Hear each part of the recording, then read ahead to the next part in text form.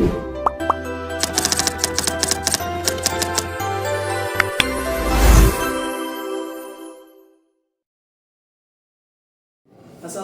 warahmatullahi wabarakatuh. Halo teman-teman semua, selamat datang di podcast, yaitu podcast Hima Ekis. Nah, podcast Hima Ekis ini merupakan bagian dari core Hima Ekis periode 2025-2026. Oke teman-teman, pada kesempatan kali ini kita akan membahas materi tentang investasi syariah, bukan sekedar profit. Menarik bukan? Maka kita perlu menyimak podcast pada kesempatan kali ini.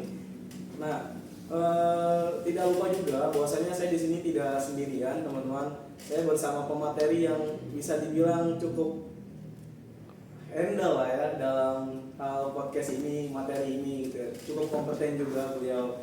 Oke, di sini saya bersama Bang Dayat gitu. Oke. Gimana Bang Dayat kabarnya? Alhamdulillah. Baik. Alhamdulillah. Oke, mungkin Bang Dayat bisa memperkenalkan dulu kepada para teman-teman untuk lebih detailnya gitu ya kan, agar kita saling mengenal gitu Bang. Silakan Bang. Ini lebih penjelasannya ini perjalanan saya atau bagaimana nih? Mungkin cukup ringkas aja sih Bang, kayak terkait nama, kemudian juga kesibukan Bang Dayat itu sebagai apa gitu ya kan. Mungkin itu aja. Baiklah, sebelum kegiatan ini ya, mungkin sedikit penjelasan ya dari saya sendiri ya. Ya biasa saya di sini ya, nama saya dulu ya, biasa dipanggil Dayat. Dan saya di sini mempunyai kepanjangan yaitu Taufik Nur Hidayat, ya biasa dipanggil Dayat itu. Nah, di sini juga saya sebagai mahasiswa di jurusan atau prodi Ekonomi Islam. Nah, kemudian di kesibukan perkuliahan saya ini bukan hanya sebatas kuliah atau mengejar suatu pendidikan, tapi di sisi lain juga saya ini di sela-sela kesibukan saya ini saya belajar tentang namanya financial market atau investasi atau di dunia investasi syariah. Nah, perjalanan saya ini untuk mengenal sebuah investasi ini saya diawali pertama setelah saya masuk kuliah. Jadi saya ini belajar investasi itu di tahun 2023. Nah, itu sampai sekarang ya, berarti kan sekitar 3 tahun atau 4 tahun kan. Nah, di situ saya belajar terkait tentang investasi syariah ya kan, terkait saham ya kan, terkait yang sekarang lagi hype-nya ya kan, kayak seperti kripto dan lain sebagainya. Nah, itu juga saya pelajari semuanya. Terus selain itu bukan hanya belajar terkait tentang saham syariah atau saham konvensional. Nah, investasi itu juga perlu banyak pembelajarannya ya, terkait kita mengetahui makroekonominya gitu seperti apa. Itu khusus ya terkait kita ingin berkecimpung di dunia investasi itu, misalkan kita yang beresiko. Nah, itu kan perlu kita belajar ya kan, terkait datanya seperti makroekonominya seperti apa gitu. Berarti kalau bisa dibilang Bang Dayat ini udah cukup lama juga ya berkecimpung di dunia investasi ya Bang ya? Ya alhamdulillah udah cukup lama ya, tapi ya, saya juga tetap masih belajar ya, karena masih banyak juga yang expert di bidang investasi juga ya. Mungkin ini awal saya ini untuk belajar juga kan, dan terima kasih juga ya telah mengundang saya ya di acara podcast pada siang hari ini. Oke. Lanjut ya Bang ya. Jadi kan obrolan kita ini terkait dengan investasi syariah gitu Bang ya. Karena kan investasi itu ada dua jenis ya Bang ya. Itu investasi di dunia konvensional dan juga investasi di dunia syariah. Nah, menarik bahwasanya ketika kita membawakan sebuah materi yang dimana tentang investasi syariah, mungkin teman-teman yang lain masih agak belum paham nih Bang terkait dengan investasi syariah gitu kan. Nah, kira-kira nih menurut Bang Dayat gitu kan, investasi syariah itu tuh apa sih Bang? Terus juga tujuan utama nih dari investasi syariah itu apa gitu? Oke.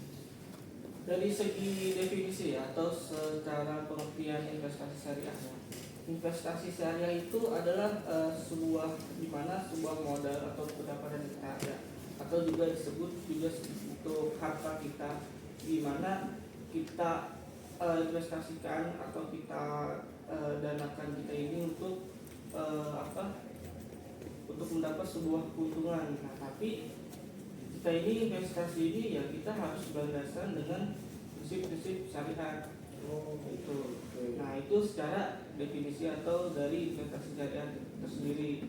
Nah, dari tujuan investasi syariah itu yang pertama ya kita untuk mendapatkan keuntungan. Tapi kita di sini untuk mendapatkan keuntungan itu harus yang halal. Itu yang pertama. Terus yang kedua ya kita harus membantu pertumbuhan ekonomi di sektor real itu yang kedua dari tujuan investasi syariah. Nah, terus juga yang ketiga tujuan dari investasi syariah yaitu ya kita membantu kegiatan sosial ekonominya itu. Berarti terjun langsung ke dunia ekonomi ya bang? Ya. Oke. Terus juga kalau misalkan nih bang, setahu saya gitu ya kan, di dalam investasi syariah ini kan awal yang tadi sudah Bang Dayat katakan bahwasanya menjunjung tinggi nilai prinsip-prinsip syariah gitu ya Bang. Mungkin kalau boleh tahu Bang, apa aja sih Bang prinsip-prinsip syariah yang termasuk ke dalam hal tersebut? Ya, untuk prinsip-prinsip syariah ya untuk kita menjalankan sebuah investasi syariah perlu ada prinsip-prinsip yang harus dijalankan. Yang pertama itu kita tidak boleh yang namanya itu riba. Oke. Terus yang kedua kita tidak boleh yang namanya itu goror. Terus yang ketiga yaitu mesir, ya kan?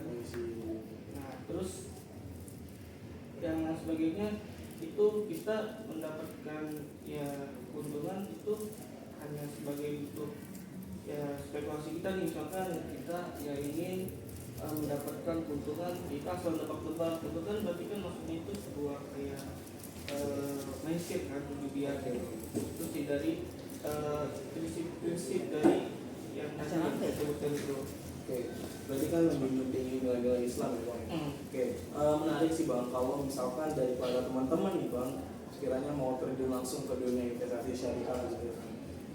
Oke, terus juga selanjutnya nih bang, tadi kan abang juga mengatakan bahwasanya prinsip syariah ini kan terbebas dari riba, kemudian juga terbebas dari goror, dan juga terbebas dari maisir. Nah, mungkin dari ketiga prinsip ini bang, mungkin bisa dipeliti lebih dalam. Kira-kira dari perbedaan ketiga itu apa aja bang? Biar nanti teman-teman di online ini, teman-teman online itu dapat mengetahui lebih dalam gitu bang. Oke, yang pertama dari riba dulu ya. Boleh ya riba? Riba itu dari bisa diartikan bisa simpelnya aja ya biar teman-teman ini memahami gitu. Riba itu adalah sebuah tambahan atau bunga. Jadi itu ya sebuah ada tambahan riba. Misalkan contoh nih, misalkan Anda ingin meminjamkan sebuah duit misalkan 100 juta. Nah, kemudian orang yang memberi tersebut ini akan meminjamkannya 100 juta, tapi dengan satu syarat bahwa orang yang meminjam uang 100 juta ini harus dikembalikan misalkan 120 juta. Nah, itu kan 20 jutanya itu kan riba, itu kan ada tambahannya kan. Nah, itu yang tidak boleh. Misalkan ya 100 juta ini untuk apa nih tujuannya, misalkan investasi, misalkan untuk diinvestasikan ke dalam instrumen syariah misalkan. Nah, tapi duitnya itu riba gitu karena Anda harus mengembalikan uang tersebut melebihi awal yang dipinjamkannya gitu. Jadi yang 20 jutanya itu bunga gitu, ada tambahannya, itulah yang disebut dengan riba. Nah, terus yang kedua yang itu kan goror ya. Goror itu kan ketidakpastian atau ketidakjelasan. Nah, misalkan contoh kita ingin melakukan sebuah investasi syariah. Nah, tapi kita tidak mengerti hal-hal apa yang harus kita jalankan untuk melakukan investasi. Perlu investasi syariah itu perlu dilihat itu pertama jenis usahanya gitu. Oh, jenis usahanya. Jenis usahanya itu seperti apa gitu kan. Terus produknya juga harus jelas ya kan. Nah, kalau misalnya itu kita tidak tahu terkait produknya terus jenis usahanya gitu kan berarti kan kita investasi tanpa ada dasar gitu kan. Nah, makanya itu investasi syariah itu yang harus kita jalankan itu kita harus tahu nih produknya itu apa, jenis usahanya itu apa, terus perusahaannya ini bergeraknya itu di bidang apa gitu. Jadi kita harus paham gitu. Kalau kita asal investasi kan berarti kita investasinya ini secara ketidakpastian atau tidak dijelaskan kan. Nah, itu yang disebut dengan boror. Nah, terus yang terakhir itu mesir. Itu kan mesir ya bisa diartikan sebuah perjudian kan. Nah, misalkan nih contoh lagi, misalkan kita ingin melakukan sebuah investasi ya kan. Nah, terus kita ingin investasi di saham syariah misalkan BSI lah ya. Nah, terus ketika kita ingin investasi syariah di saham BSI, nah kita ini asal nebak-nebak aja, misalkan di harga BSI ini misalkan di harga 2000 nih misalkan. Nah, apakah itu waktu yang tepat untuk kita masuk atau tidak gitu. Nah, berarti kan kita harus menganalisanya terlebih dahulu kan. Nah, jadi kita enggak harus kita asal masuk. Nah, kalau misalkan kita asal masuk ya kan, terus misalkan harga BSI ini misalkan harganya udah tinggi, misalkan harga 2000 misalkan ya. Nah, terus kita asal masuk aja nih tanpa pengetahuan bahwa kalau harga itu udah tinggi gitu, maksudnya nggak boleh kita asal masuk. Misalkan nih saham ini nanti jangka panjangnya ini bagaimana gitu. Kalau misalkan kita asal nebak-nebak ya kan untuk mendapatkan keuntungan ya kan, misalkan kita udah masuk nih di harga 2000 terus kita udah untung nih ya kan, terus dia nambah lagi gua nambah lagi gitu untuk mendapatkan keuntungan lebih tinggi lagi ya kan, padahal kan keuntungan itu kan tidak pasti. Berarti dia nambah modal tuh bang di situ. Ya, tapi kan kita nggak tahu kan harganya ini bakal naik lagi atau enggak gitu. Nah, berarti kalau dengan itu kan dia tanpa ada dasar ilmunya, udahlah itu masuk aja. Tapi di sisi lain kita nggak tahu nih harganya ini bakal naik lagi atau enggak. Jadi asal nebak aja gitu. Berarti kan itu kan judi kan, berjudi gitu. Itu yang dilarang. Makanya investasi syariah itu perlu ada yang namanya ilmu atau investasi leher ke atas gitu. Nah, makanya investasi ini bukan hanya sekedar mengejar profit gitu. Jadi kita perlu yang namanya mengetahui landasan-landasannya seperti prinsip-prinsip syariahnya seperti apa ya kan, terus instrumennya, terus terkait jenis usahanya, produknya. Makanya itu kita perlu belajar gitu untuk investasi leher ke atas gitu. Karena mengingat kalau misalkan tadi saya dengar gitu ya dari Bang Dayat, kalau prinsip Islam ini memang cukup detail ya bang ya, investasi dalam prinsip syariah gitu ya. Karena kan dia menekankan bahwasanya memang harus menghindari hal-hal tersebut, hal-hal yang dilarang gitu. Makanya kenapa teman-teman online ini, teman-teman yang di rumah ataupun dimanapun yang melihat podcast ini perlu memperlihatkan aspek-aspek tersebut teman-teman. Sedetail itu memang agar nantinya kita bisa terhindar dari hal-hal yang tidak diinginkan ataupun hal-hal yang dilarang dalam Islam. Oke, kemudian juga menarik bang, bahwasanya kan instrumen-instrumen dari investasi itu kan ada banyak ya bang ya. Ya. Mungkin contohnya tuh misalkan seperti kripto gitu kan, saham. Nah, kira-kira kalau menurut Bang Dayat nih, apa aja sih bang instrumen-instrumen investasi gitu ya yang sekiranya memang cocok nih untuk para teman-teman yang sedang menonton podcast ini bang? Mungkin bisa dijelaskan juga secara ringkas saja terkait instrumen itu. Oke, untuk terkait instrumen itu cukup lumayan banyak ya, atau bisa digolongkan berbagai golongan. Nah, itu terkait instrumen itu sebenarnya bagaimana profil risiko kita sendiri gitu. Nah, misalkan ada yang namanya instrumen investasi terkait suku ya kan, terus terkait reksadana syariah ya kan, terus saham syariah ya kan, terus yang terakhir yaitu kripto ya kan. Nah, ini bisa saya jelaskan. Pertama, ada yang risiko yang dari rendah sampai tinggi. Misalkan yang low risk, misalkan contoh itu suku kan, atau reksadana syariah. Nah terus yang middle, yang risikonya middle atau menengah lah, ini sesuai pendapat saya ya, yang saya pelajari ya kan, saya ulik-ulik ya terkait risiko tersebut, itu saham syariah ya kan. Terus yang high risk itu kripto gitu. Nah itu balik lagi bagaimana profil risiko kita gitu. Misalkan namanya siapa, Bang Latif ya, misalkan Bang Latif profil resikonya misalkan yang middle, misalkan yang resikonya rendah, yang resikonya ini menengah, misalkan karena kenapa ingin resikonya ini gitu, karena ingin mendapatkan keuntungan yang lebih nih misalkan, berarti kan bisa di saham syariah gitu. Tapi kalau misalkan ada orang yang profil resikonya rendah atau low, yaitu bisa kita masuk ke instrumen yang suku ya kan, obligasi syariah ya kan, terus ada lagi yang namanya reksadana syariah gitu. Berarti itu semua tergantung dengan risiko yang kita inginkan ya kalau investasi itu. Ya, sesuai dengan profilnya masing-masing. Ini orang tersebut mau arahnya ini ke instrumen apa gitu. Sebenarnya tidak ada larangan gitu kita untuk investasi itu ke instrumen apa, tapi kita mempunyai tujuan yang jelas dari kita ini melakukan investasi itu untuk apa gitu.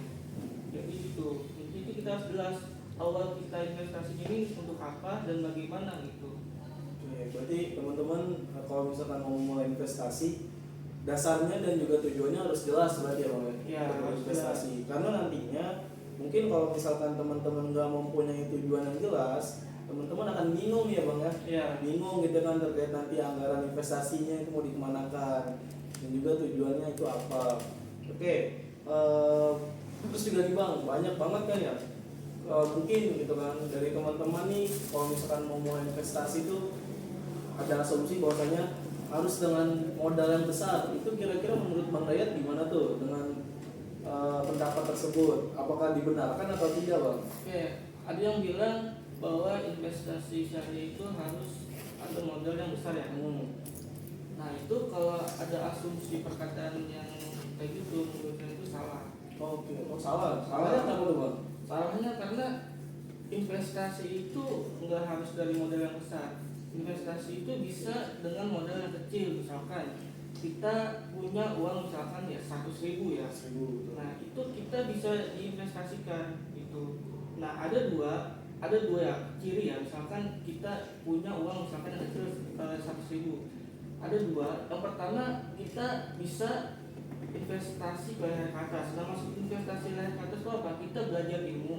Nah kita bisa beli buku misalkan uang yang 100.000 itu kita bisa investasikan ke ilmu. Kita belajar informasi ya kan, kita misalkan bisa ngikut sebuah event-event kegiatan ya kan, kita bisa beli buku untuk baca-baca tentang investasi syariah gitu kan. Nah ada juga orang yang punya 100.000 misalkan itu bisa langsung diinvestasikan gitu. Nah balik lagi gimana kita ingin awalnya melakukannya gitu. Berarti kalau misalkan teman-teman berasumsi seperti itu ataupun berpendapat seperti itu, berarti bisa bilang nggak tepat ya Bang ya, kurang tepat gitu ya, karena investasi itu nggak harus dengan modal yang besar Ya. Bahkan kalau nggak salah sekarang itu udah ada investasi yang mulai dari 10.000 ya Bang, kalau nggak salah Iya ada. Bisa. Dengan 10.000 teman-teman bisa mulai berinvestasi gitu ya kan. Oke, tadi kan kita juga sudah berdiskusi terkait dengan investasi syariah gitu ya Bang ya. Mungkin teman-teman nih pengen mengetahui nih Bang terkait dengan apa sih perbedaan utama gitu ya antara investasi syariah dan juga investasi konvensional. Oke. Perbedaan antara investasi syariah atau investasi konvensional ya. Kalau investasi syariah itu berarti itu udah jelas ya, bahwa kita harus menjalankan sesuai dengan prinsip syariah ya kan. Terus kegiatan itu harus jelas ya kan, dan lain sebagainya. Terus dan keuntungan juga kita harus jelas gitu. Tidak ada yang namanya riba ya kan, tidak ada yang borok, tidak ada risiko. Nah itu terkait investasi syariah.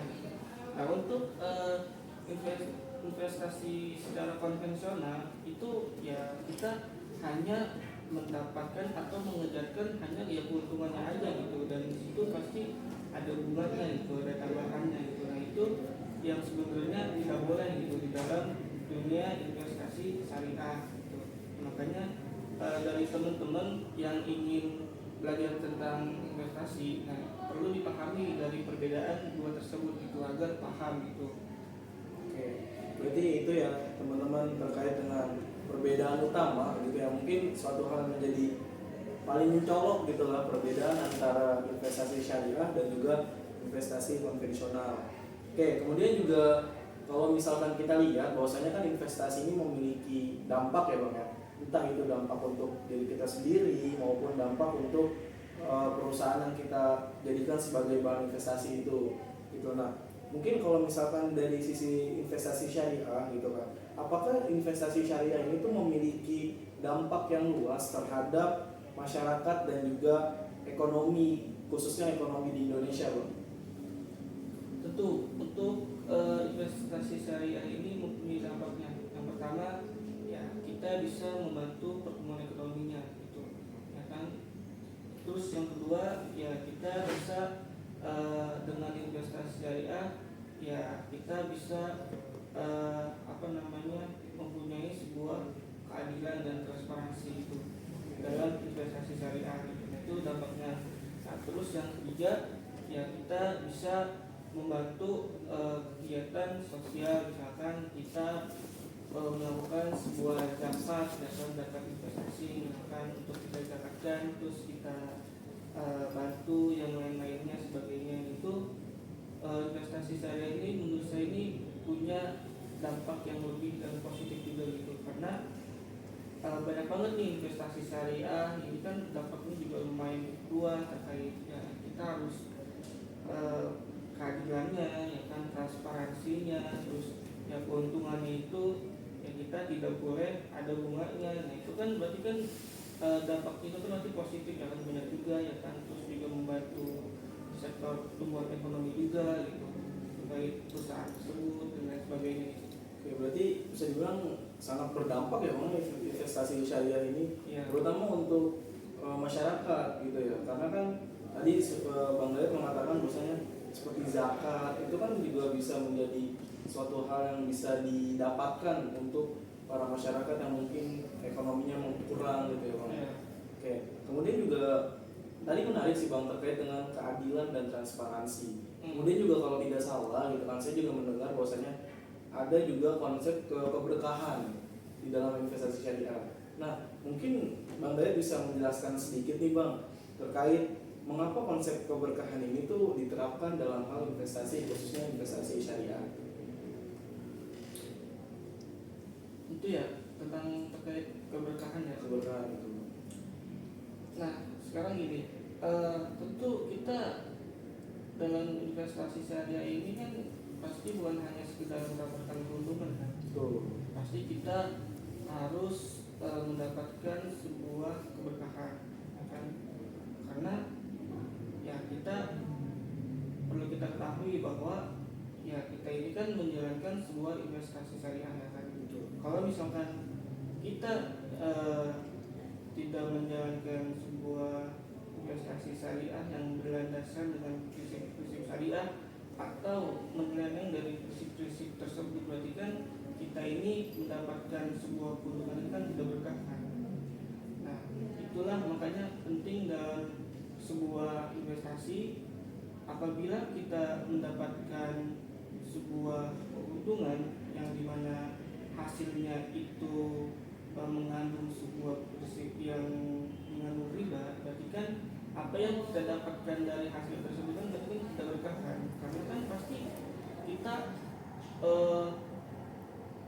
hidup ini kan harus dipenuhi dengan sebuah keberkahan kan, agar ya kita juga untuk menjalankan sebuah kegiatan juga ya nyaman, aman, tentram gitu kan, tidak ada terkendala gitu kan. Kalau misalkan kita tidak ada keberkahannya dalam hidupnya, kita pasti mengikuti sebuah kebayang-bayang yang ketidakpastian gitu. rasa takut itu ya bang, Ya, rasa takut kita yang menghantui gitu kan, menghantui kita. Oke, terus juga keberkahan, berarti kan enaknya di investasi syariah tuh begitu ya bang ya, berarti ya. Kita nggak usah perlu repot-repot lagi mikirin hal-hal yang takut-takut gitu kan, karena udah pasti bahwasanya kalau kita berinvestasi di saham syariah ataupun instrumen-instrumen syariah yang lainnya itu pasti akan sesuai dengan prinsip Islam dan juga halal tentunya ya bang ya. Iya. Oke, mungkin kalau kita kan tadi udah ngebahas nih teman-teman, membahas terkait dengan investasi syariah itu apa, kemudian juga perbedaan yang mencolok antara investasi syariah dan konvensional itu seperti apa. Mungkin kita selanjutnya bakalan coba tanya nih ke Bang Dayat, kira-kira Bang Dayat ini dalam pengimplementasian investasinya itu di instrumen apa nih Bang? Dan juga kenapa Bang Dayat memilih instrumen tersebut? Biar nanti teman-teman mungkin merasa tertarik nih Bang untuk berinvestasi. Oke. Kalau untuk saya sendiri ya, untuk saya sendiri kan, Iya, untuk Bang Dayat sendiri. saya untuk sekarang saat ini saya ini bukan dari segi dilihat dari secara instrumen itu seperti apa, tapi saya dilihat dari secara umumnya, karena sesuai dengan ya analisa saya sendiri ya kan, atau saya baca terkait yang fundamentalnya ya kan, dari segi ekonominya ini seperti apa gitu kan ya. Terus juga sekarang di era digital ya kan semakin maju, teknologinya semakin maju ya kan. Nah untuk sekarang ini saya berinvestasi di instrumen kripto. Karena kenapa kripto? Karena kan investasi itu kan berarti kan finance dan investment kan. Nah, terus juga ada teknologi. Nah, berarti kan kalau misalkan finance dan investment digabungkan dengan teknologi, berarti kan secara gabungan kripto kan. Nah, di kripto itu juga kan ada teknologinya ya kan, ada tentang membahas tentang finance-nya juga, investment-nya juga gitu. Nah, terus juga sekarang di era digital ini AI semakin maju. Nah, itu kan berarti kan banyak juga tuh di lingkup instrumen kripto ini, bukan hanya Bitcoin ya, misalkan ada juga yang terkait berbasis teknologi ini AI. Nah, itu bisa di kripto. Cuman ada juga yang secara hanya fokus di AI-nya, itu bisa ke ya saham US, itu bisa misalkan kayak Nvidia ya kan, terus kayak Broadcom ya kan, terus kayak AMD. Nah itu kalau misalkan kita ingin berinvestasi ya, kalau kita lihat secara makroekonominya, secara fundamentalnya ya kan, dilihat dari kondisi ekonominya ya kan, berarti kan sekarang kan zamannya AI ya kan. Ya, kenapa kita nggak harus investasi ke saham tentang teknologi AI itu atau instrumennya gitu? Bukan berarti saya ini tidak setuju dengan instrumen terkait reksadana syariah ya kan, terkait sukuk atau terkait obligasi syariah. Nah ini cara saya untuk berinvestasi, karena saya ini berinvestasi ini bukan hanya dilihat dari kinerja keuangannya atau perusahaannya, tapi saya dilihat juga dari ya kondisi ekonomi ini seperti apa, arah ke depan ini seperti apa gitu. Nah, kenapa saya milih kripto? Karena kan kripto ini kan sebuah instrumen yang baru lah ya. Nah, sama seperti halnya internet. Ya kan? Internet itu kan baru muncul awal-awal itu sekitar 1980 lah ya, atau 1990-an lah. Sekian Ya, sekian itu lah. Itu kan internet baru muncul, karena itu dulu awalnya itu banyak masyarakat yang skeptis terkait internet tersebut, tidak terpercaya internet tersebut, jadi ada ketakutan. Sama hal yang sekarang nih, banyak orang masyarakat skeptis, takut tentang kripto tersebut ya kan, ini apa halal atau haram ya kan. Sama di zaman internet juga masyarakat banyak yang kayak gitu. Nah makanya kita tidak bisa menganggap bahwa instrumen itu haram, nggak bisa. Kita harus dilandasi dengan kita mencari informasinya ya kan, kita apakah benar sih teknologi ini atau kripto ini haram gitu. Jadi kita nggak bisa mengejudge bahwa instrumen itu haram, nggak bisa. Kita harus perlu didasari dari ilmu dulu gitu. Makanya sekarang kan Muhammadiyah kan ini kan menghalalkan kripto kan. Nah sebelumnya ini kan masih banyak perdebatan kan. Nah makanya itu kita harus perlu mempelajari tersebut gitu. Kalau ingin berkecimpung di dunia kripto gitu. Berarti dunia kripto ini global ya Bang? Iya, Maksudnya global ya? iya itu benar-benar resikonya itu benar-benar tinggi. Jadi nggak bisa kita asal-asal masuk, kita asal-asal entry ya kan. Terus kita all in itu nggak bisa karena kita perlu membaca data makroekonominya seperti apa, terus beritanya. Jadi itu kripto itu global. Jadi kita ini lawannya itu bukan hanya orang yang ecek-ecek gitu. Jadi kripto ini lawannya itu perusahaan-perusahaan besar gitu. Tuh, makanya kita harus belajar juga gitu di dunia investasi gitu. Jadi saya harap ya kita nggak harus belajar tentang investasi syariah, tapi kita juga harus belajar investasi secara umum ini seperti apa gitu. Kayak misalkan oh nih sekarang muncul nih instrumen baru kripto, ya kita harus kita pelajarin seperti apa gitu. Jangan kita ini haram nggak mau gitu. Makanya ini banyak orang ini takut gitu untuk berinvestasi karena ketakutan inilah yang kita ini tidak untuk berinvestasi gitu. Makanya kalau misalkan ada orang yang mengatakan lebih baik dimulai dari modal kecil tapi ada progres dibanding mulai dengan modal besar tapi nanti-nantian itu lebih oke yang lebih modal kecil itu ya Bang? Ya, lebih baik modal kecil tapi ada progres. Ada progres ketimbang modal besar. Jadi kita tandang aja nih, kita bingung mau yang mana gitu untuk kita berinvestasi gitu. Mungkin kan tadi kalau Bang Dayat ini kan dia berinvestasi di bidang di instrumen kripto ya Bang ya. Ya. Mungkin bisa spill dikit kali ya Bang ya, waktu masuk ke dunia kripto ini modal yang di ini berapa Bang Dayat berapa gitu. Terus keuntungannya lumayan loh. Kira-kira. Untuk saya sendiri ya terkait saya berinvestasi di instrumen tersebut, saya awalnya itu dengan modal, kamu perlu spill ya? Biar teman-teman Pak ini kali ya Bang, biar teman-teman merasa tertarik gitu. Kan jadi kebongkar dong. Oh iya, betul. Oke, apa ya? Bikin Ini aja ya, Bang. buat ya pembelajaran ya. Betul.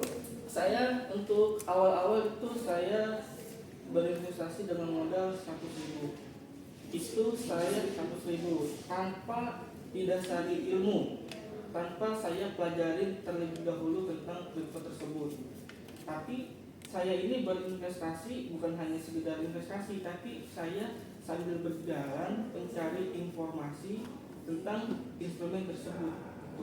Seperti apakah ini bagus, apakah koin-koin ini bagus gitu, dan apakah kripto ini penurunannya drawdown ini berapa sih gitu. Misalkan 50%, misalkan saya investasikan 100.000 nih, nah itu penurunan drawdownnya itu berapa sih misalkan kalau di instrumen investasi tersebut. Nah itu saya nyoba-nyoba di awal itu 100.000, nah lama-kelamaan ya saya bisa 500.000, bisa yang 1 juta gitu dalam sebulan gitu. Nah itulah resiko yang saya ambil gitu, karena menurut saya itu resiko itu bukan untuk ditakuti, tapi resiko itu harus dikelola gitu. Harus kita kelola, harus kita atur gitu. Karena buat apa kita takut resiko sedangkan hidup kita itu udah dipenuhi dengan resiko gitu. Nah inilah pandangan saya ya, ini pendapat saya. Karena inilah yang saya ambil terhadap resiko atau instrumen tersebut. Nah, itu. Berarti menarik nih ya teman-teman yang dengan modal hanya 100.000 gitu ya. Ini cukup menarik teman-teman. Apabila teman-teman mungkin kalau 100.000 di kondisi perkuliahan tuh agak sedikit ya Bang ya, bisa dibilang ya. Apa itu? 100.000 tuh nominalnya agak sedikit, paling mau jajan sehari mungkin ya. Ya, Kali ya teman-teman gitu kan. ya cuman kan di dalam itu kan pasti ada yang namanya pengorbanan kan. Betul. Pengorbanannya kita, ya kita dengan uang jajan 100.000 kita ya kita jadi nggak bisa jajan kan. Nah itulah kalau ketika kita ingin sebuah yang ingin kita capai atau kita ingin sebuah keberhasilan kita ingin kita capai ya kita harus ada pengorbanannya gitu, kita harus ada resikonya gitu. Jadi nggak ada gitu kita hidup ini nggak ada resiko gitu, karena hidup itu ya saya ini udah dipenuhi dengan resiko gitu. Kayak misalkan ya kita kuliah emang ini apa benar-benar kita sukses itu kan kita belum tentu resiko juga kan. Iya, betul. Nah udah berarti ya saya ambil ya udah saya ambil resiko yang paling besar ini dari perspektif saya ya kan, semua orang bisa kayak gitu. Karena kan setiap orang memiliki perspektif yang berbeda ya. Iya. Oke. Terus juga menarik sih bahwasanya risiko itu emang harus dikelola teman-teman. Itu juga pelajaran teruntuk saya gitu ya bang ya. Jadi emang kalau untuk risiko itu memang seharusnya kalau bisa kita ya melawan gitu kan, kita kelola dengan baik agar nantinya risiko itu tuh enggak menjadi hal yang kita takuti ya bang ya.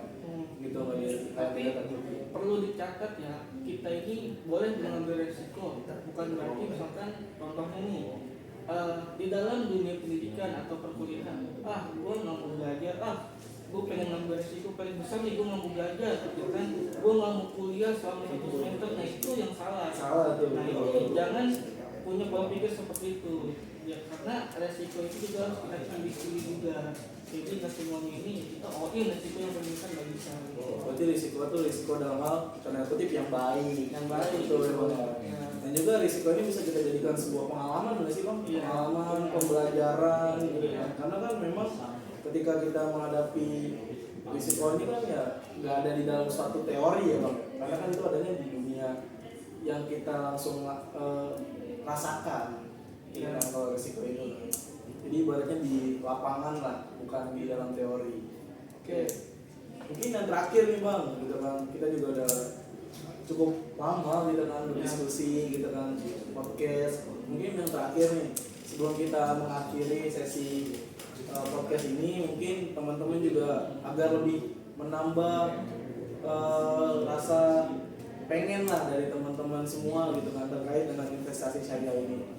Mungkin Bang Dayat bisa memberikan sedikit tips bang untuk para teman-teman yang sedang menonton podcast ini terkait dengan kalau misalkan mahasiswa pengen memulai investasi syariah gitu kan, itu awalnya seperti apa, dan juga tips yang lainnya mungkin untuk teman-teman yang menonton podcast ini. Oke, bagi teman-teman yang ingin berinvestasi, terus teman-teman sendiri itu masih kemana masih pemula ya kan, masih belum mengerti, masih belum paham ya kan. Saran saya ini lebih baik untuk investasi leher ke atas terlebih dahulu, karena investasi leher ke atas itu lebih penting daripada hanya mengejar sebuah keuntungan. Terus itu yang pertama. Terus yang kedua, kita harus yang namanya mengembangkan diri sendiri gitu, agar ya kita ini menambah ilmu juga. Itu sama aja seperti halnya investasi leher ke atas gitu. Nah jadi kalau dari teman-teman yang ingin berinvestasi, dari saran saya ini lebih baik investasi leher ke atas terlebih dahulu gitu, atau juga ya bisa pengen coba-coba untuk berinvestasi ya dengan modal yang kecil dulu, misalnya dulu biar ngerasain misalkan kita ingin investasi yang beresiko atau yang nigel lah, itu bisa ngerasain penurunannya berapa, terus keuntungannya itu berapa. Jadi kita harus ngerasain aja, coba-coba aja gitu. Jadi jangan asal masuk terus kita all in. Nah itu yang salah, itu yang tidak diajarkan di dalam dunia investasi gitu. Berarti kalau mau investasi juga kita harus mempunyai ilmunya teman-teman. Ilmu itu karena lebih penting daripada kita sudah hanya ikut-ikutan gitu kan. Karena kan banyak ya bang ya kalau di zaman sekarang ini yang investasi tapi ikut-ikutan gitu kan. Ya karena itu dia itu kalau menurut pandangan saya itu dia itu hanya ngejar sebuah keuntungan. Terus kedua, orang tersebut tuh mentalnya mental judi. Menurut saya hanya ikut-ikutan, terus pengen dapat keuntungan, ya kan pengen, karena orang itu ya apa namanya, pengennya instan gitu, Cepet. pengennya cepet, makanya gue ikut misalkan ada nih orang bilang investasi di sini untungnya sekian ikutin kan, akhirnya FOMO, terus akhirnya malah rugi rungkat. Nah itulah yang tidak diajarkan dalam investasi. Makanya saya sarankan itu yang paling utama itu ya investasi dan angka ketimbang hanya mengejar sebuah keuntungan semata.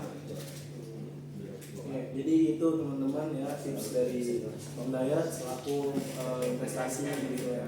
Jadi yang paling terpenting adalah ketika teman-teman mau memulai sebuah investasi, maka teman-teman harus sudah memiliki sebuah ilmu yang mumpuni teman-teman. Jangan sampai nantinya teman-teman terjebak gitu ya, Bang, terjebak dalam hal yang memang teman-teman tidak inginkan. Itu yang nantinya bisa membuat teman-teman menjadi stres gitu kan, dan juga trauma akan hal tersebut.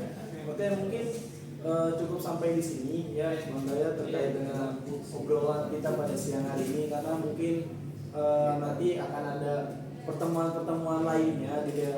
Jadi jangan lupa teman-teman terus saksikan podcast dari Hima Ekis ini gitu ya, agar teman-teman memiliki pengetahuan gitu ya. Teman-teman memiliki pengetahuan yang banyak akan sebuah pelajaran gitu ya, entah itu di dalam hal investasi maupun di dalam hal-hal yang lainnya. Mungkin cukup sekian Bang Dayat, terima kasih sudah meluangkan waktunya gitu ya. Dan untuk teman-teman jangan lupa ya untuk ditonton podcast ini. Mungkin saya selaku host gitu ya teman-teman, pada kesempatan kali ini izin pamit untuk undur diri. Sekian dari kita berdua gitu ya teman-teman. Kami akhiri, wassalamualaikum warahmatullahi wabarakatuh.